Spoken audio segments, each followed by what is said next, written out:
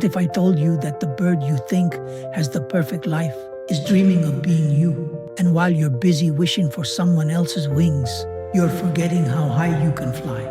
Sounds crazy? Just wait, because by the end of this story, your entire perspective on life might shift. Let's begin.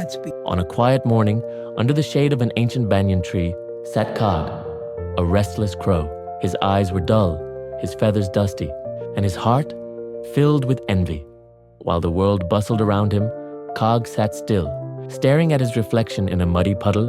A single tear slid down his beak and fell. Now, let me ask you something.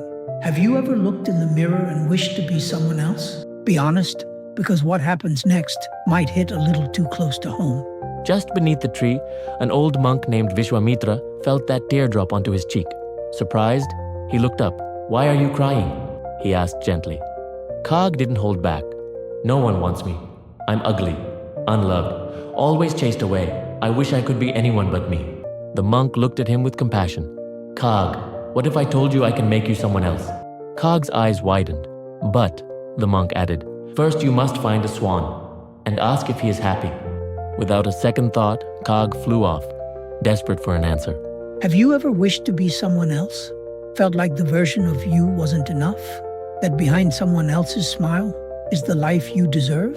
We all do it, comparing our backstage to someone else's highlight reel. But what if I told you the ones you envy someone else? And that the real prison isn't the world. It's the mindset that says, I am not enough. The swan, gliding gracefully across the serene lake, looked picture perfect. But when Kag asked if he was happy, the swan sighed, "I'm just white, no colors, no vibrance. I envy the parrot. He must be the happiest." So off Kag flew again. The parrot, caged and twitchy, whispered, "I live in fear. People trap me because I'm pretty. I wish I were the peacock. He roams free and dazzles everyone." One bird to another, Kag kept chasing someone else's perfect life until he finally reached the zoo. There, behind steel bars, was the peacock. Cameras flashed, children squealed. Kag waited until the crowd faded.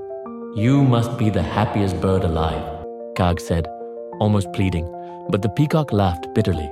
"Because of my beauty, I'm imprisoned. People steal my feathers. I can't fly, can't breathe. I'd trade places with you in a heartbeat." And just like that, the loop snapped. Every bird Kag envied was envying someone else. That's the trap, isn't it? The silent thief called comparison. But this story isn't over yet. Stunned, Kag returned to the monk. His eyes were different now. Not just sad, but awakened. "I don't want to be anything else," he whispered. "I want to be me." The monk smiled. No words, just a nod. You see, comparison is a lie dressed in admiration. It promises happiness while robbing you blind. Kag flew across the world chasing lives that looked better from afar, only to realize his freedom, his very essence, was someone else's dream.